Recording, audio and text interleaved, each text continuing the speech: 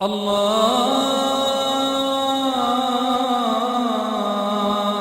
اکبر اللہ اکبر۔ رؤیت ہلال کے مسئلے کو سمجھنے کے لیے دو بنیادی اصطلاحات کا جان لینا بہت ضروری ہے: اتحاد مطلع اور اختلاف مطلع۔ اتحاد مطلع یہ ہے کہ پوری دنیا میں کہیں پر بھی چاند دکھ جائے تو اس کا حکم پوری دنیا کے مسلمانوں پر لاگو ہوگا، یعنی چاند پوری دنیا میں ایک ہے، آسمان پوری دنیا میں ایک ہے اور زمین بھی پوری دنیا میں ایک ہی ہے، تو چاند کے طلوع اور غروب کا حکم بھی ایک ہی ہے۔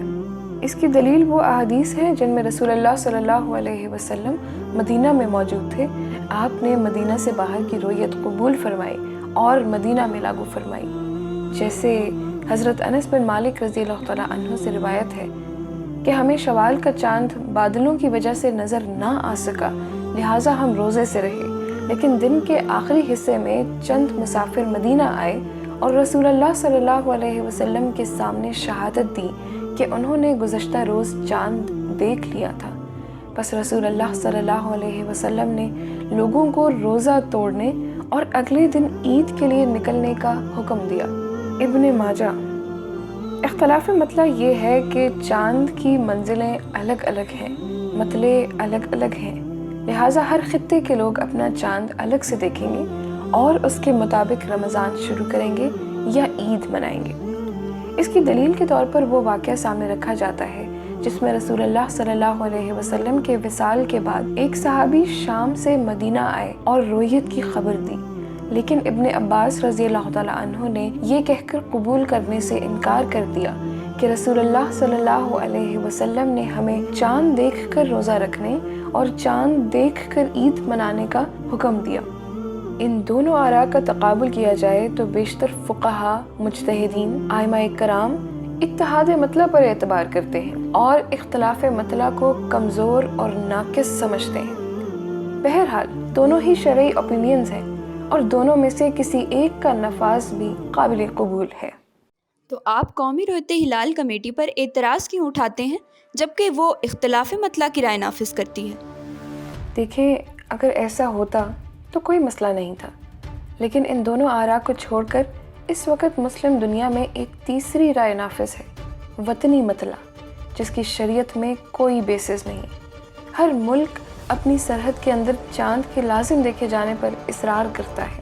اگر پاکستان کی سرحد کے اندر چاند دکھائی دیا تو ہم مانتے ہیں، لیکن سرحد سے باہر دکھائی دیا تو نہیں مانتے۔ اگر یہ اختلاف مطلع کی رائے کا نفاذ ہی ہے تو پشاور اور کابل کا مطلع تو ایک ہی ہے، تو پھر کابل کی گواہی پشاور کے لیے کیوں قبول نہیں کرتے؟ اسی طرح کراچی اور ممبئی کا مطلع ایک ہے، سو ممبئی کے چاند کو کراچی میں امپلیمنٹ کرنا چاہیے، لیکن ایسا نہیں ہوتا۔ لاہور اور امرتسر، گوادر اور مسقط کا مطلع ایک مان کر عید اور رمضان ایک دن کر دیں، لیکن یہ ایسا بھی نہیں کرتے۔ 1200 کلومیٹر کا فاصلہ ایک چٹکی میں ختم کر کے کراچی کی رؤیت گلگت پر اپلائی کرتے ہیں، مگر سرحد کے اس پار چند میل دور علاقے کی شہادت قابل قبول نہیں۔ اللہ تعالیٰ نے تو زمین بنائی ہے، ملک نہیں، اور حکم شریعت انسان کی بنائی سرحدوں کا پابند نہیں۔ مدینہ سے عثمانی خلافت تک 1300 سال اسلامی ریاست میں ایک دن روزہ، ایک دن عید ہوتی تھی۔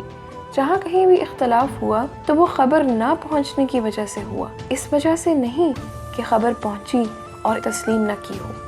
مولانا محمود الحسن، مولانا حسین احمد مدنی کے سفر ناموں اور مولانا سید محمد میاں کی تصنیف اسیران مالٹا سے پتہ چلتا ہے کہ ہندوستان اور حجاز میں چاند کی ایک ہی تاریخ چلتی تھی۔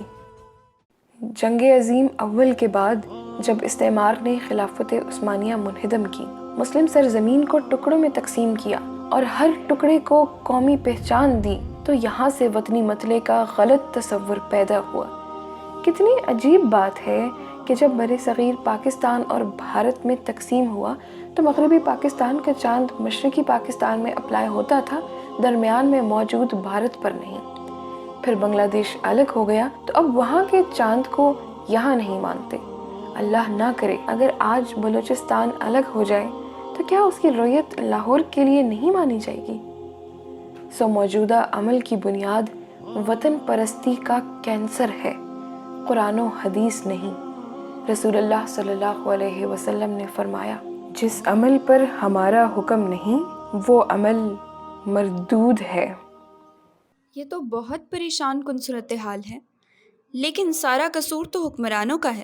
ہم تو بس ان کی اطاعت کا فرض پورا کر رہے ہیں، تو ہمیں تو گناہ نہیں ملے گا نا؟